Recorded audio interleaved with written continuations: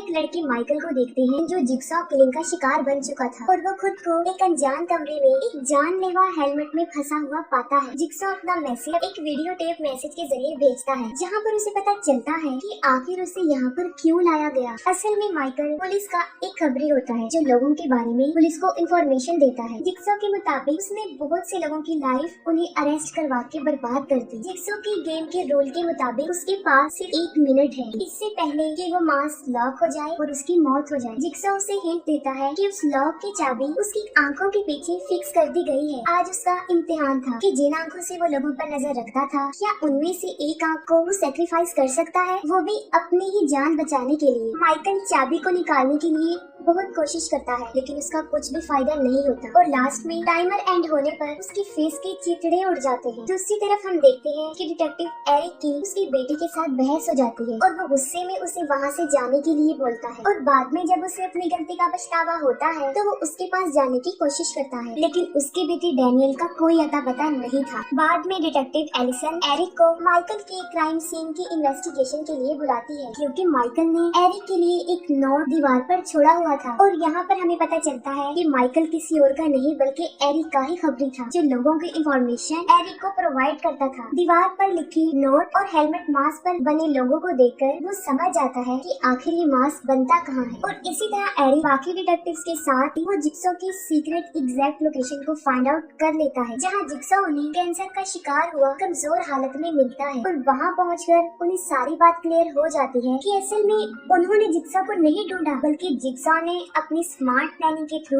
उन्हें यहाँ पर बुलाया है अपने ट्रैप में फंसाने के लिए। वहाँ सेटअप मॉनिटर्स में वो देखते हैं कि जिगसॉ ने उसकी बेटी डैनियल के अलावा और भी बहुत से लोगों को पॉइजनस गैस से भरे हुए किसी घर में कैद करके रखा हुआ है और उन लोगों के पास मैक्सिमम सिर्फ 2 घंटे ही बचे हैं कि जब तक पॉइजन से वो मर न जाए। जिगसॉ एरिक को एक इम्पोर्टेंट बात भी बताता है कि घर में सिर्फ वही लोग कैद हैं जिन्हें उसने कभी काफी वक्त पहले झूठे सबूतों की बुनियाद पर अरेस्ट करवाया था और ये सब कुछ उसने माइकल के थ्रू करवाया था और अभी तक उन लोगों को ये पता नहीं चला था जो कैद में थे कि माइकल एरिक का बेटा है वरना बदले की गर्ज से वो उसको जान से मार डाले। जिगसॉ एरिक को कहता है कि अगर वो चाहे तो वो अपने बेटे को बचा सकता है और ऐसा तभी पॉसिबल होगा जब वो उसकी गेम की रूल्स को फॉलो करे। उसकी गेम के रूल्स बिल्कुल सिंपल होते हैं, बस किसी ने भी कुछ टाइम के लिए जिगसॉ की बातों को अच्छे से अंडरस्टैंड करना होता है। गेम के रूल्स के अकॉर्डिंगली वो सिर्फ अकेले में बात करने के लिए तैयार हो जाता है। बातों के दौरान एरिक को पता चलता है कि जिगसॉ उसके बारे में काफी कुछ जानता है, जैसे कि आज से 5 साल पहले एरिक एक पुलिस ऑफिसर था जो अपने कैदियों को बुरी तरह टॉर्चर किया करता था ताकि वो अपने गुनाह को कबूल कर ले और एक बार पूछताछ के दौरान उसने एक कैदी की दांत तोड़ दी और यही नहीं क्रिमिनल्स को जेल भिजवाने के लिए उनके खिलाफ झूठे सबूत भी बनाया करता था। उसे अपने जिगसॉ होने का रीजन भी बताता है। उसके मुताबिक लोगों को अपनी लाइफ की इम्पोर्टेंस ही नहीं पता और उनमें सर्वाइव स्किल्स नहीं है जब तक कि वो लोग अपनी मौत को बिल्कुल सामने खड़े होकर न देख ले। जैसे कि एरिक उस वक्त अपने बेटे के लिए फील कर रहा था। वो ये बात सीखता है कि इंसान के अंदर तकलीफ बर्दाश्त करने की सलाहियत बहुत ज्यादा है और वो लोगों को उनकी लाइफ की अहमियत बताना चाहता था अपने इस गलत वे से। जिगसॉ बताता है कि जिगसॉ का एक निशान भी है और ये निशान वो सिर्फ उन लोगों की बॉडी पर बनाता है जो इस गेम में सरवाइव नहीं कर पाते। वहीं दूसरी तरफ वो सारे कैदी ये पता लगवाने की कोशिश कर रहे थे कि आखिर वो यहाँ पर पहुँचे कैसे हैं। वहाँ पर लोगों को एक दूसरे के बारे में कुछ भी पता नहीं होता।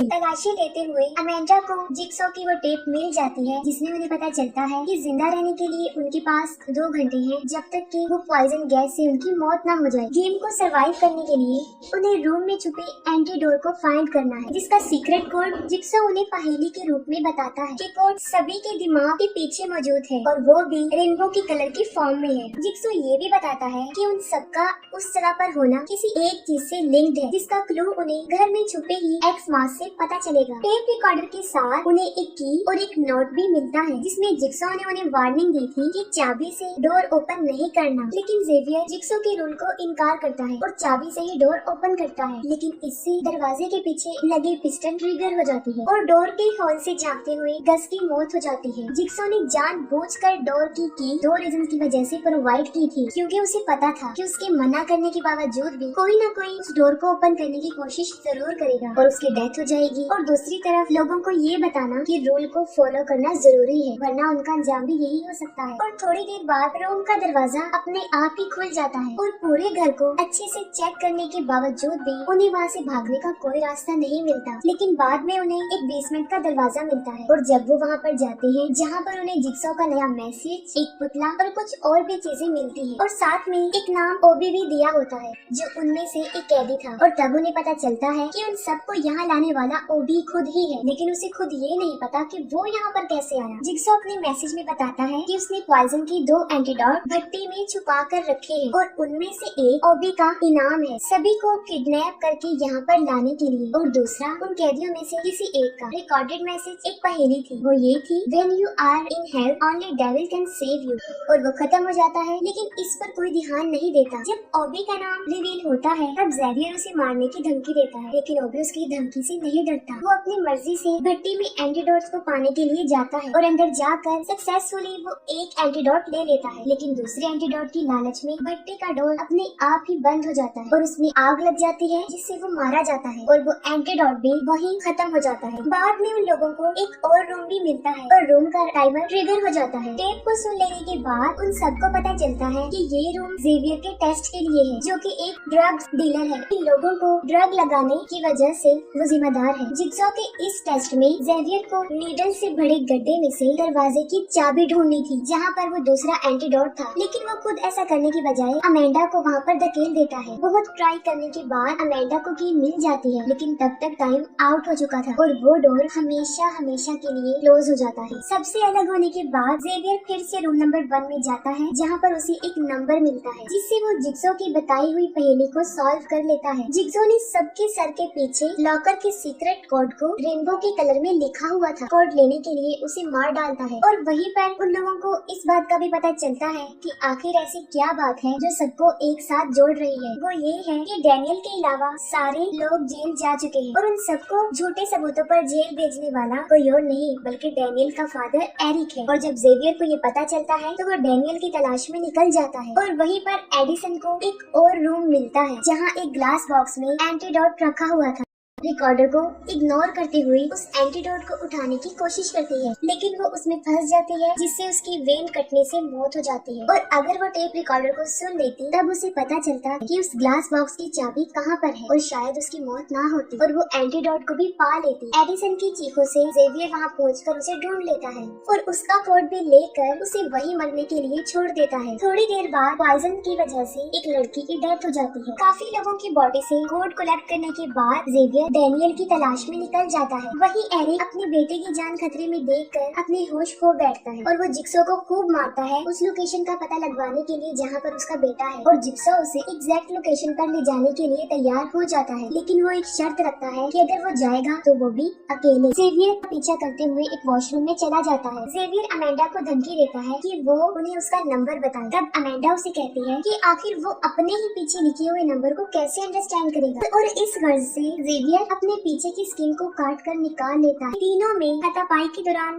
ज़ेवियर के डैनियल के हाथों मौत हो जाती है और दूसरी तरफ एरिक जिक्सॉ की बताई हुई लोकेशन के मुताबिक वहाँ पर पहुँच जाता है, उसकी बेसमेंट में चला जाता है और दूसरी तरफ फोर्स टीम भी वहाँ पर पहुँच जाती है, लेकिन वो लोग उन्हें वीडियो मॉनिटर पर दिखाई नहीं देते और विक्टिम्स में कोई भी उन्हें नजर नहीं आता। और बाद में उस टीम को पता चलता है कि असल में ये वो घर है ही नहीं। उन्हें अंदाजा होता है कि अब तक वो कैप्चर की हुई वीडियो ही देख रहे थे, यानी विक्टिम्स के साथ जो भी हुआ वो जिक्सॉ को पकड़ने से पहले ही हो चुका है। और दूसरी तरफ एरिक भी अपने बेटे को ढूंढते हुए उस वॉशरूम में पहुंच जाता है, लेकिन वहाँ पर उसे डैनियल और अमेंडा कोई भी नहीं मिलता और तभी उसे एक बाथटब में किसी की डेड बॉडी मिलती है और करीब जाकर जब वो चेक करता है तो वो डेड बॉडी उस पर अटैक करके उसे बेहोश कर देती है। होश में आते ही एरिक देखता है कि वो भी अब चेंड है।